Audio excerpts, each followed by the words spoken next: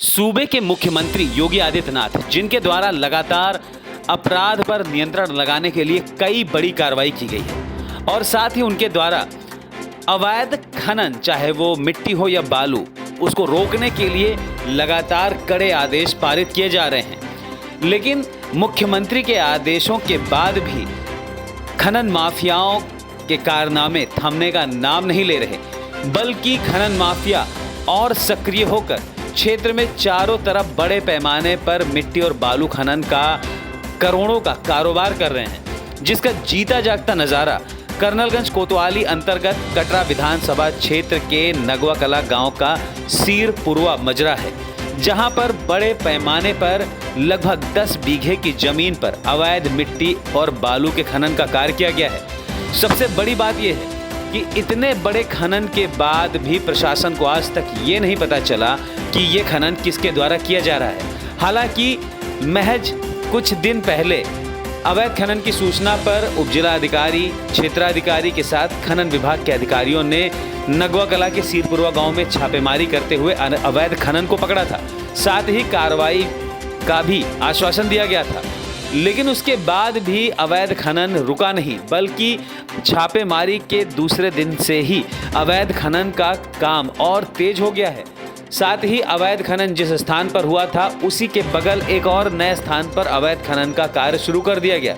इससे ये बात स्पष्ट है कि खनन माफियाओं को पुलिस व प्रशासन का जरा सा भी डर नहीं है। अवैध खनन के चलते सड़कें भी पूरी तरह ध्वस्त हो चुकी हैं, जिसके कारण आवागमन आने वाले समय में बुरी तरह बाधित होगी।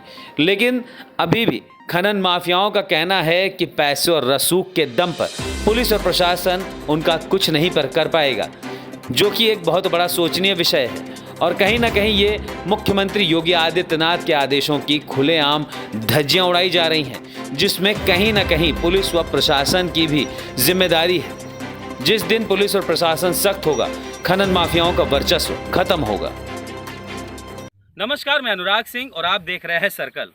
आज हम कर्नलगंज तहसील के अंतर्गत कटरा विधानसभा क्षेत्र के नगवा कला गांव के पास खड़े हैं। ये ऐसा गांव है जहां अभी कुछ दिनों पहले अवैध बालू और मिट्टी खनन के मामले को लेकर प्रशासन ने एक छापेमारी की थी, जिसमें क्षेत्राधिकारी, उप जिलाधिकारी के साथ खनन विभाग के इंस्पेक्टर थे और उन्होंने इसी जगह पर अवैध खनन की पुष्टि की थी। आप पीछे देख सकते हैं कि लगभग 5 बीघे जमीन पर अवैध खनन किया गया है और इस खनन पर बालू बड़े पैमाने पर खनन हुआ है। बालू खनन करके खनन माफियाओं के द्वारा करोड़ों की संपत्ति, सरकार की क्षति पहुंचाई गई है। और जिस तरीके से यहाँ खनन हो रहा है, आप ये भी देख सकते हैं कि यहाँ खनन माफिया न सिर्फ खनन कर रहे हैं, बल्कि खनन कराने वालों के लिए खाने पीने की भी व्यवस्था है। आप देख सकते हैं ये पत्तल पड़े हुए हैं, जो साफ दिखाई दे रहा है कि यहाँ पर सारी सुविधाएं खनन माफियाओं के द्वारा मजदूरों को दी जा रही है। यही नहीं, अभी हाल ही में अवैध खनन को लेकर खनन विभाग की निदेशक रोशन जैकब के द्वारा खनन इंस्पेक्टर को सस्पेंड भी किया गया है। लेकिन उसके बाद भी खनन माफियाओं के हौसले ख़त्म नहीं हुए। हाँ, भी उस जगह पर खनन होने के बाद ठीक उसी से सटा हुआ खेत है, ये भी लगभग 5 बीघे के समथिंग में होगा और इस ज़मीन पर भी जमकर अवैध खनन हुआ है। चारों तरफ आप देख सकते हैं कि किस तरीके से जेसीबी से खुदाई हुई है। ये जो जिस तरीके से यहाँ खुदाई हुई है, वो साफ ये दर्शा रहा है कि यहाँ पर लगातार जेसीबी चलाई जा रही है।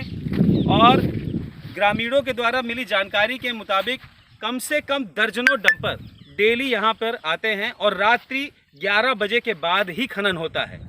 ये सूचना आज तक प्रशासन के पास नहीं पहुँची, ये भी एक बड़ा सोचनीय विषय है। और सबसे बड़ी बात कि इतने बड़े पैमाने पर खनन होने के बाद भी आज तक ना पुलिस को और ना ही प्रशासन को ये मालूम हो सका है कि ये खनन किसके द्वारा कराया जा रहा है, ये आखिरकार किसकी मिलीभगत है और ऐसा कौन व्यक्ति है जिसके द्वारा इतने बड़े पैमाने पर खनन करके सरकार के करोड़ों रुपए की क्षति पहुंचाई गई है। एक तरफ योगी सरकार का कहना है कि खनन माफियाओं के खिलाफ कड़ी कार्रवाई होगी, और वहीं दूसरी ओर योगी सरकार के अधिकारियों को खनन के बारे में जानकारी ही नहीं मिल पा रही। तो आखिर इसमें किसकी गलती है? क्या योगी सरकार के प्रशासन इस मामले पर पूरी तरह गैर जिम्मेदार हैं, और क्या योगी सरकार के आदेशों को उनके अधिकारी ही पलीता लगा रहे हैं? फिलहाल अब देखना ये होगा कि खनन पर क्या लगाम लग पाएगा। और जिस तरीके से लगभग 10 बीघे की चारों तरफ आप इधर से यहाँ से लेकर और उस क्षेत्र तक लगातार खनन किया गया है, उस पर कब कार्रवाई होगी और कि जिसके द्वारा खनन कराया जा रहा है उस पर क्या कार्रवाई होगी। कर्नलगंज से Anurag Singh, circle news network.